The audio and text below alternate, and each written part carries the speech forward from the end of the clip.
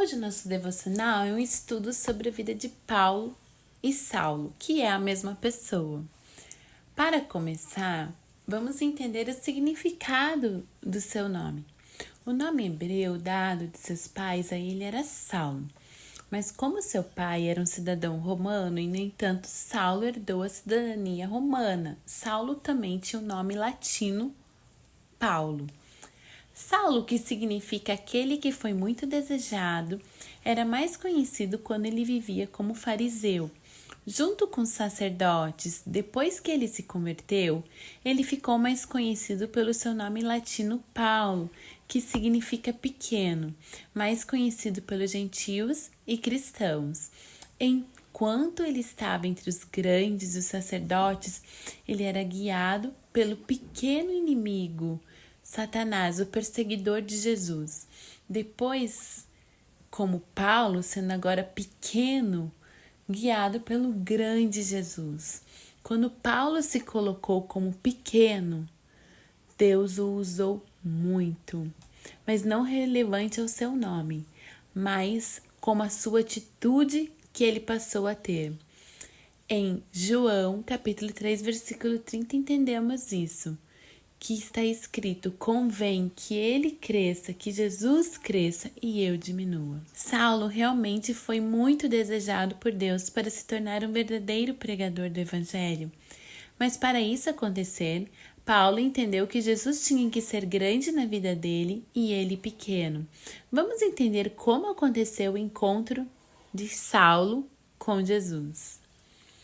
Em Atos, capítulo 9, versículos 1 a 2 diz: Saulo, respirando ainda ameaças e morte contra os discípulos do Senhor, dirigiu-se ao sumo sacerdote e lhe pediu cartas para as sinagogas de Damasco, a fim de que, caso achasse alguns que eram do caminho, assim homens como mulheres, os levasse presos para Jerusalém.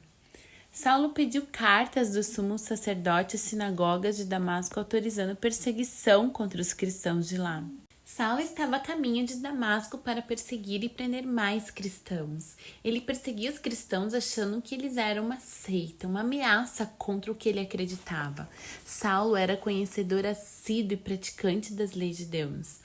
Saulo era um fariseu conhecedor das leis de Moisés. Justamente por ser um grande religioso, perseguia os cristãos, os seguidores de Jesus. Saulo nasceu em Tarso da Cilícia.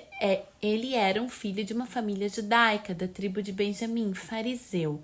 Era aluno assíduo da sinagoga de Jerusalém, sendo mais destacado entre todos os aprendizes que haviam nas sinagogas, tendo como Gamaliel como seu professor ou criado sob a influência de Gamaliel. Portanto, crescia como um homem sábio e destacado, fariseu dos fariseus. Era membro do Sinédrio, uma espécie de assembleia constituinte da época. O profundo conhecimento de Paulo acerca das leis judaicas e das escrituras evidencia que o apóstolo teve um alto grau de instrução. Saulo perseguia os cristãos e influenciava a jogar pedras neles até a morte. Saulo foi um dos perseguidores de Estevão, sendo que quando Estevão morreu apedrejado, ele segurou a capa, ou seja, demonstrava sua liderança, pois quando alguém segurava a capa era um líder. Mas isso até o dia quando Saulo estava caminhando para Damasco, ele teve um encontro com Jesus. Em Atos, capítulo 9, versículos 3 a 6 diz: seguindo ele estrada fora, ao aproximar-se de Damasco, subitamente uma luz do céu brilhou ao seu redor, e caindo por terra, ouviu uma voz que lhe dizia: Saulo, Saulo, por que me persegues? Ele perguntou: quem és tu, Senhor? E a resposta foi: eu sou Jesus, a quem tu persegues, mas levanta-te e entra na cidade, onde te dirão o que te convém fazer.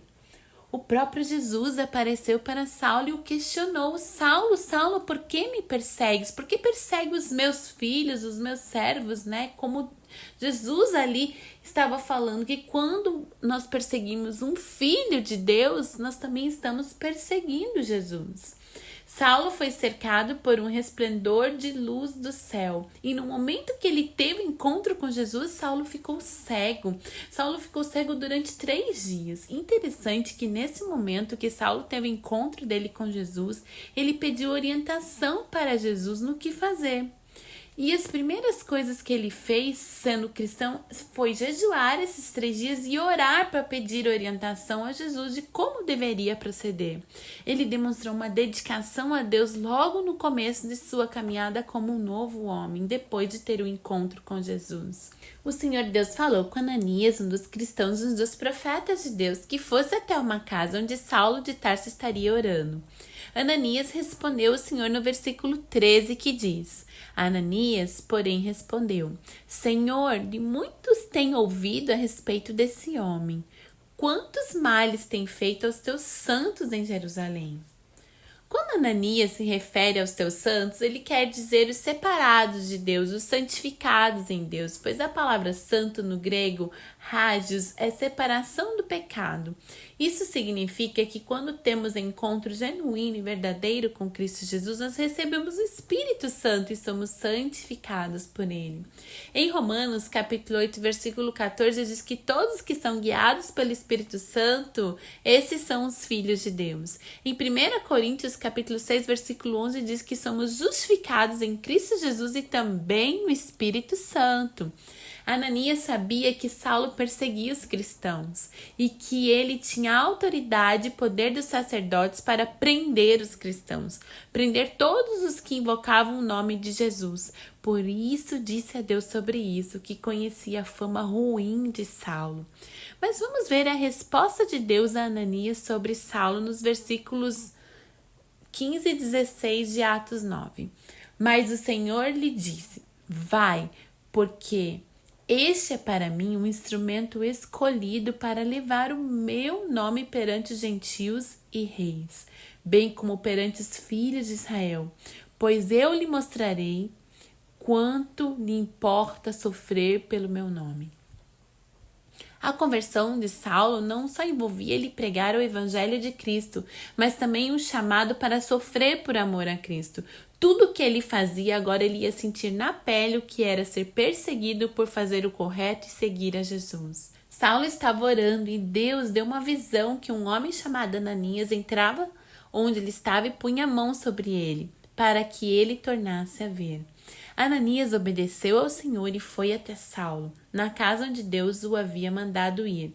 Vemos isso no versículo 17, que diz: Então Ananias foi e, entrando na casa, impôs sobre ele as mãos, dizendo: Saulo, irmão, o Senhor me enviou, a saber, o próprio Jesus que te apareceu no caminho por onde vinhas, para que recuperes a vista e que fiques cheio do Espírito Santo. Então, além de Deus testificar a Saulo seu encontro com Jesus através de Ananias, também testificou a visão que Saulo teve e que Ananias o ajudaria a ver através da presença do Espírito Santo. Naquele momento, Saulo foi cheio do Espírito Santo e voltou a ver. Mas o mais interessante é que Saulo teve uma visão estando cego. Sabe o que isso significa? Visão é diferente de vista.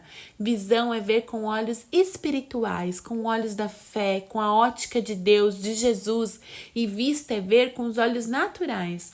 O que está ao nosso redor, sabe? O que isso significa para Saulo? Que antes dele se encontrar com Jesus, ele só tinha vista, via com os olhos dele aquilo que ele entendia que era correto, seus costumes, tradições, e depois que ele teve um encontro com Jesus, foi preciso ele ficar cego para entender que tinha que perder os seus próprios pensamentos e convicções para morrer para ele mesmo, para a sua vontade, para viver a vontade de Deus. Para viver para Cristo, para ver com a visão de Cristo a vontade de Deus, para aquilo que ele foi chamado. Em Romanos, capítulo 8, versículo 17, o próprio Paulo disse que é certo que com Cristo padecemos, com ele mesmo somos glorificados. Isso confirma no versículo 18, aqui de Atos, capítulo 9, imediatamente lhe caíram dos olhos como as escamas e tornou a ver. A seguir levantou-se e foi batizado. Caiu as escamas dos olhos de Paulo antes da sua conversão ao evangelho. Saulo Tarso respirava ódio contra os cristãos. Então aquela luz ofuscante da presença de Jesus queimou os olhos de Paulo. Ele estava tão extasiado com a revelação de Cristo, de Deus e do seu amor, que Deus assim permitiu Saulo ficar aqueles 3 dias cegos no natural para ver o espiritual, para ver para dentro de si mesmo e ver como a sua religiosidade o mantivera cego por tanto tempo. A obcecação pela lei o tinha feito um fanático que não o deixava ver quem era Jesus de Nazaré. Ele não havia parado para ouvi-lo, analisar e comparar a sua vida, a vida de Jesus, aos ensinos com as Escrituras. Até aquele momento, ele não vira que todas as profecias a respeito do Messias, do prometido a Israel quanto à sua primeira vinda, se cumpriam tudo em Jesus Cristo. Saulo foi cheio do Espírito Santo, então agora ele entendeu o que era viver para Cristo Jesus, pois o Espírito Santo é aquele que nos convence do pecado e nos guia no caminho certo, nos dando a direção a seguir e como agir. O Espírito Santo sabe exatamente o que precisamos, pois ele intercede por nós a Deus. O Espírito Santo foi enviado pelo próprio Deus para não ficarmos sós e nem desamparados quando Jesus subiu aos céus. Foi então que o Senhor ordenou que Ananias, um discípulo em Damasco, impusesse as mãos sobre ele para que ele recobrasse a vista e fosse cheio do Espírito Santo. Algo semelhante a escamas caiu dos seus olhos e Paulo voltou a enxergar. Então as escamas da religiosidade em seus olhos caíram quando ele realmente descobriu que Jesus era o Messias que os profetas falavam. Assim, hoje existem várias pessoas que são tão presas a costumes e religiões que não conseguem ver a Cristo, aquele que nos faz livre do pecado. As escamas dos olhos das pessoas não permitem que vejam que Deus quer com elas, não podem ver o Senhor tão perto, falando-lhe ao coração. Então, hoje, se você ouvir a voz de Deus, o Espírito Santo, você receberá um coração salvo e liberto de tudo que tem te prendido. Como Paulo foi liberto, Deus quer te libertar e se revelar a você. Ouça a voz de Deus, se permita ouvir a voz de Deus, que Ele possa entrar em sua vida, em seu coração. Deus não quer que sejamos religiosos, mas livres, fervorosos e praticantes da sua palavra. Ou seja, não presos a uma placa de religião, mas um amor a Cristo, que é único e verdadeiro. Temos que buscar a igreja, a religião correta, o lugar para nos aproximarmos mais da verdade da palavra de Deus, porque é pelo ouvir, que nós conhecemos a verdade da palavra de Deus. Tudo que for diferente do Evangelho de Jesus, diferente da Bíblia, não pode ser seguido como uma verdade, pois a Bíblia diz que Jesus é a verdade. Em João, capítulo 14, versículo 6 diz que respondeu-lhe Jesus: eu sou o caminho, a verdade e a vida, ninguém vem ao Pai senão por mim. E para terminar, falando da conversão de Saulo, perseguidor de Jesus, perseguidor dos cristãos, aquele que matava e mandava prender e matar por ódio, para um seguidor de Jesus, um vaso nas mãos de Deus, um pregador do Evangelho, o maior escritor do Novo Testamento da Bíblia, não maior pela sua pessoa, mas por quantidade de livros que escreveu, várias cartas às igrejas, mas Paulo também foi um homem que recebeu revelações tremendas de Deus para nós. Paulo, de perseguidor de Jesus, se tornou perseguido, pois sofreu por amor a Cristo. Sofreu naufrágios, torturas, perseguições, foi preso, passou por dificuldades, mas sempre sustentado pelo Espírito Santo, testemunhando o amor de Jesus e de Deus o tempo todo em sua vida. Logo após a sua conversão, ele saiu ministrando o amor de Jesus, pregando nas sinagogas que Jesus era o Filho de Deus. Com certeza as pessoas ficaram atônitas quando ouviam ele falar, pois sabiam que ele perseguia antes os cristãos. Paulo deve ter sofrido com isso, com a desconfiança da sua conversão. Até os discípulos temeram a Saulo e não acreditando que ele realmente tinha se tornado um discípulo de Jesus. Mas Saulo continuava pregando o amor de Jesus, tanto que as igrejas de toda a Judéia, Galiléia e Samaria tinham paz e eram edificadas e se multiplicavam, andando no temor do Senhor e na consolação do Espírito Santo.